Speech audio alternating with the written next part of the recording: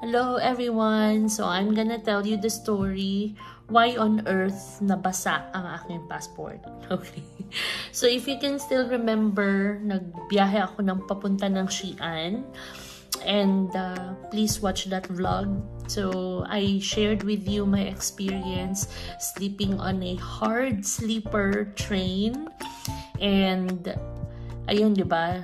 Ang saya-saya ko, nakapunta ako ng Xi'an. And so what happened was that nawala talaga sa isip ko na nalagay ko ang passport ko sa jacket ko on my way back here. Kasi usually whenever, kasi sa train kasi, chine-check kasi palagi yung ang tawag dito, yung passport. Kahit nakaupo ka na sa seat, chine-check kasi nila whether, and they just want to make sure whether you are really the one sitting on the correct seat. So they would want you to check the ID and everything. So parang may hinahawakan silang maliit na device just to compare kung si Teresa Abigail tama ba itong inuupuan niya. And so ganoon yung nangyari. So nalagay ko pala siya sa jacket ko. And then pagdating ko ng bahay here, of course pagod na pagod ka. And so nawala talaga sa isip ko na kunin yung passport ko sa jacket ko. And so mind you, naglaba ako. Pagkatapos ko maglaba, dun ko na na-realize na yung passport ko nandun pala sa pocket ng jacket ko. So here's the video.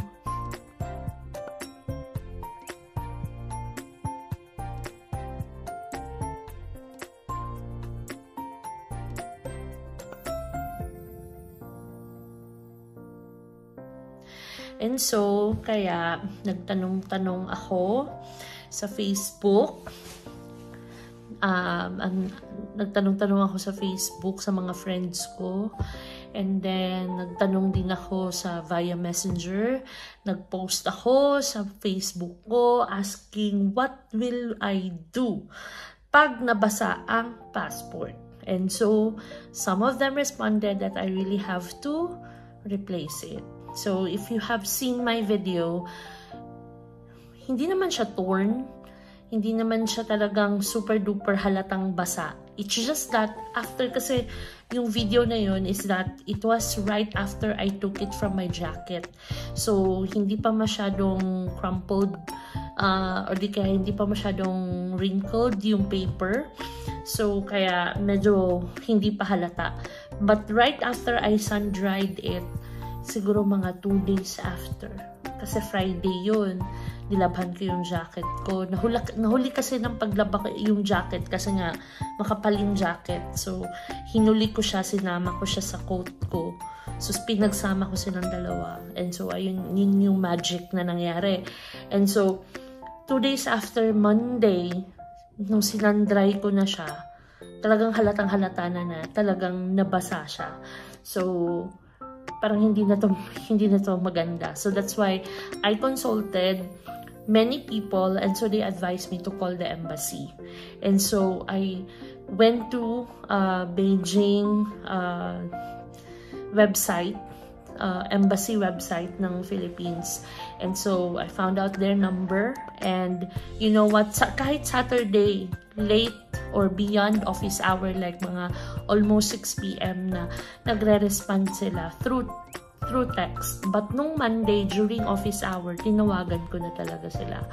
And you know what, they are so accommodating, they are so welcoming, lalong-lalo na kasi Bisaya eh. And tsaka, I've been there already when I got my CSPA. Nagpa-notarized ako. So, nakilala ko yung boses niya, and sabi ko, so ikaw yung taga Davao, diba? Bisaya. So Bisaya siya. Ay, ikaw man di ay ni. So ayun, diba? Alam mo naman, pag Bisaya, medyo happy talaga pag nagkikita kayo in a foreign country. So ayun, so sabi niya na, okay, pumunta ka na lang dito, magpabuka na lang ng appointment, and then itong gawin mo, blah, blah, blah, blah. Okay, so I'm gonna share you my experience. Hello guys, so I am on my way to the Philippine Embassy It's because my passport was ruined or it was all wet. And then, hinihingal ako kasi my class ends at 12:05 and my appointment is 1 o'clock in the afternoon. So, I didn't have time to eat. And so, I just ordered via Meituan, have it delivered earlier. And then, I also booked my ride earlier. And then, sinet up ko lang siya sa time na sinet up ko lang siya sa time na pag-alis ko. So, binook ko na siya. And so, hinihingal talaga ako kasi tumakbo pa ako from my classroom to the gate. And so, I have Subway for my lunch. And then, maybe once after I finish eating, then magpagwapat na kaya para gwapat na sa bago na passport.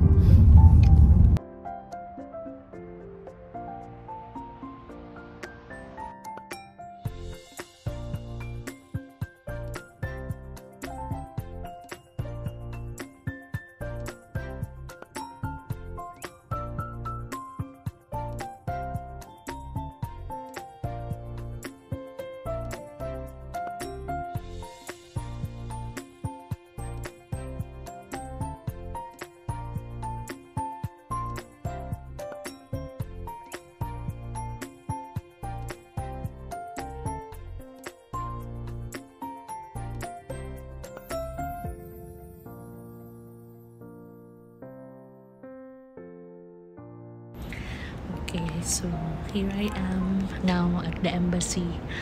So it says 12 or 10 minutes dapat na ako sa place. But since I arrived a little earlier, so I think they are still taking a break.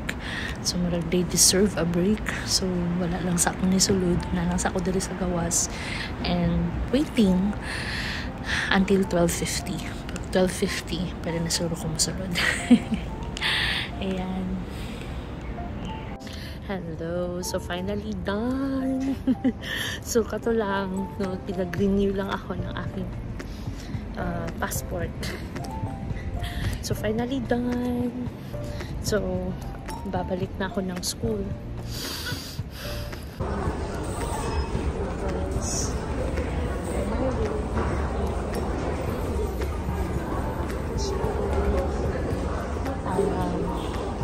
Going to go by Subway. Mahal na kaya taxi. So, tipid-tipid ka. Anyway, wala naman ka nagdali. Kaya wala naman ko per class.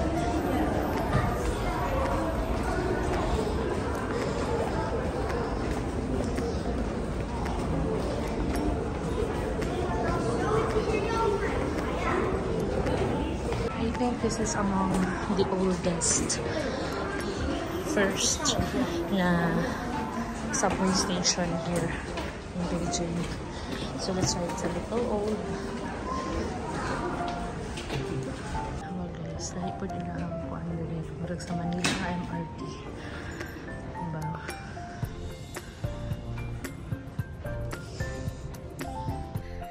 Ayan. So that's it. So thank God sa favor. So thank God sa favor kasi wala masyadong kuskus balungos. So, parang pinagtawanan lang yung mga nangyari. Pero, the amount was really times 3 ata, no, from the Philippine price. Kasi nga, ipapadala pa siya dito. So, maghihintay ako ng 4 to 6 weeks. And, sabi nila, hindi naman ganun katagal.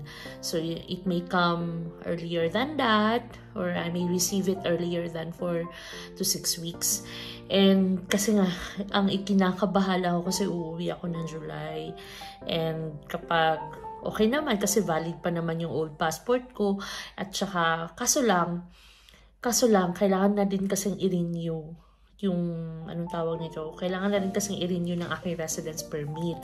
So, ayun. So, baka mahirapan ako sa pagbalik kapag hindi renewed yung residence permit ko. So, ayun. So, yun yung gawin ninyo. Okay? If you are outside Philippines and then suddenly something happened to your passport, then, di ba, hindi naman kasi natin inaasahan, meron talagang mga mangyayaring mga ganon. So, hopefully, hindi kayo tatanga-tanga. So, wag kayong tatanga-tanga kagaya ko. So, talagang mahalin yung passport nyo, alagaan nyo yung passport nyo. So, kasi mamamahalan talaga kayo. So, yung price is that 456 RMB. And then, you have also to take note if you have any transactions in the embassy here in China, always bring cash. Kasi nga, hindi sila tumatanggap ng WeChat and Alipay. Okay, so better bring cash, and that's 456 RMB.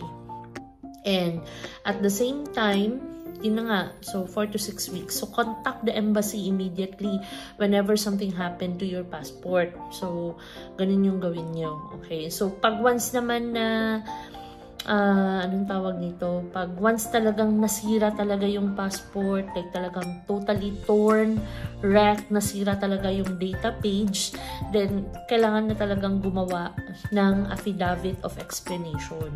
And makukuha nyo rin naman yan sa embassy pa rin. Okay? So, yun yung mga gawin nyo. Okay? Huwag kayong mag-alala kasi ang ginawa ko talaga first is that I contacted my HR. Anong gawin, kung makaka-apekto ba siya. And then, kinontak ko kaagad yung mga friends and relatives na may mga connection sa immigration. So, meron namang mga stories na nakalusot sila. But then again, they were warned. But in my case, I don't wanna take the risk. Kasi nga, uuwi ako ng Pilipinas and ayokong ma-delayed, or shall we say, ayokong ma-offload kung makitaan na hindi okay yung passport ko. So, ayoko ng ganon. Okay? So, yun na. Okay? So, yun yung gawin nyo. Okay? So, I think this will be for now. I hope nakatulong yung vlog ko. Pero, makakatulong to siya pag nangyari to sa inyo. Pero kung hindi, okay, skip nyo na lang. Okay, bye-bye and have a great weekend.